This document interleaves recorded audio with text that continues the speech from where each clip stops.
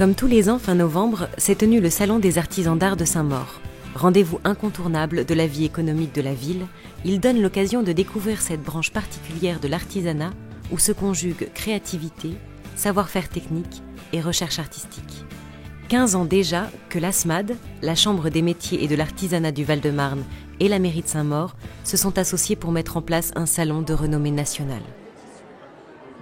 C'est donc place des Molennes que cette année se déroule le 17e salon des artisans d'art de la ville de Saint-Maur-des-Fossés, salon qui se tenait habituellement au hall des terrasses et qui pour la première fois cette année se déroule sous ce chapiteau vaste, lumineux, spécialement monté pour cette occasion.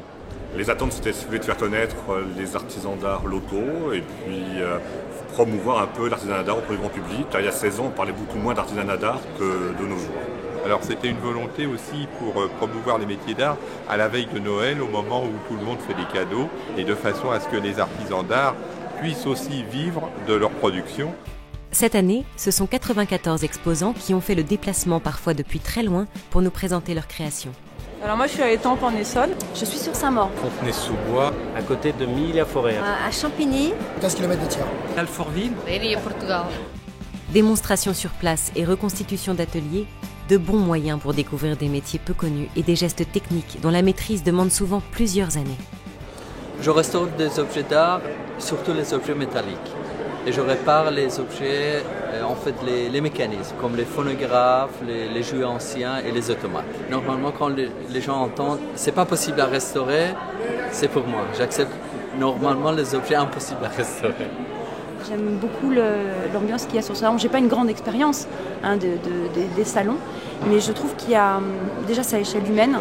Et moi, ça me permet non seulement de rencontrer des clients, mais aussi de créer des liens de sous-traitance avec d'autres partenaires. Plus on se montre, mieux c'est, parce qu'en plus moi j'ai pas de boutique, donc c'est vrai que déjà c'est un point de vente pour moi. Et puis après c'est pour des contacts, parce que c'est vrai que des fois on se fait démarcher par des boutiques, on nous propose des nouveaux salons aussi. Puis comme moi je suis toute seule à l'atelier toute la semaine, je vous avoue que c'est agréable aussi de voir du monde les week-ends. C'est un salon qui est très plaisant, très convivial. Ça permet aussi vis-à-vis des professionnels, entre professionnels déjà de se resituer, de se recaler. Sans les efforts que font certaines communes pour nous recevoir, d'organiser un salon des métiers d'art, comme par exemple ici, on serait un petit peu isolés les uns par rapport aux autres. Nos collègues qui font des métiers différents, le cuir, le bois, la céramique, la couture, on serait tous des artisans isolés. Quand on est réunis au sein d'une assemblée comme celle-ci, on représente vraiment l'artisanat en gros. Et si on veut se faire entendre auprès de nos dirigeants dans les années à venir, il faut qu'on soit l'artisanat en général. Et si on arrive à faire voir que l'on est tout un ensemble, on sera peut-être entendu et un peu mieux respecté au fil des années. Dorure, trompe-l'œil, tapisserie, ébénisterie, création de bijoux, restauration d'horlogeries anciennes. La liste des métiers d'artisanat d'art représentés au salon est longue. C'est aussi ce qui fait sa spécificité et sa richesse.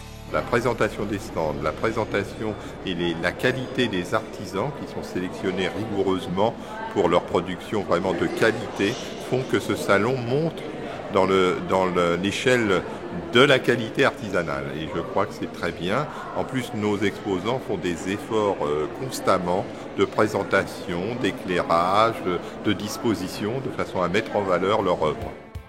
Au-delà des ventes effectuées, pour les exposants, ce rendez-vous annuel est un moment privilégié pour entrer en contact avec un large public et ainsi faire partager des passions auprès de visiteurs curieux, fidèles au rendez-vous chaque année. Ça fait maintenant 4 ou 5 ans et on vient tous les ans et on fait nos achats de Noël. Alors on commence la visite simplement, mais on a déjà trouvé tout un tas d'articles faits par un artisan verrier qui sont tout à fait exceptionnels. C'est la première fois qu'on a vu ça et c'est un petit peu coup de cœur, donc on a pris 4-5 cadeaux pour Noël chez lui. J'ai vu qu'il y avait une exposante que je cherchais à rencontrer depuis plusieurs années qui fait de la broderie de Lunéville. C'était surtout ça qui m'intéressait. On a surtout été épatés par ce qui est réparation d'anciennes assiettes, d'anciens étains, etc. Je ne pensais pas que ça se réparait de cette façon-là. Le salon permet également à tous ceux qui s'intéressent aux filières de l'artisanat d'art de découvrir des métiers très spécialisés et de se renseigner directement soit auprès des professionnels, soit auprès des stands des écoles présentes, comme le lycée Jacques Brel de Choisy-le-Roi, qui propose des formations au métier de l'ébénisterie. Alors, des vocations en perspective ? Ça donne des idées en fait. Bon, ça donne pas forcément envie de faire, mais on découvre et on voit en quoi ça consiste. Moi je réfléchis beaucoup à ça. Ouais. Rencontres, découvertes, partage de passion. À l'issue de ces 3 jours, le salon aura créé une véritable effervescence autour des métiers d'art. Il y a déjà 2 types de retombées. Les retombées immédiates par les ventes sur le salon. Et deuxièmement, les retombées indirectes. Il y a déjà un catalogue d'expositions que toute l'année nous distribuons auprès du public. Et puis il y a maintenant des grandes institutions, comme le Mobilier National, qui viennent sur le salon repérer des artisans d'art susceptibles de les intéresser. Donc c'est un salon qui commence à être noté, qui commence à être connu et reconnu. Et donc c'est ce que nous voulions, et donc là à ce niveau-là l'objectif est atteint. Moi j'étais déjà passée l'année dernière pour voir un petit peu ce qui se faisait et je reviendrai encore l'année prochaine s'il y a toujours.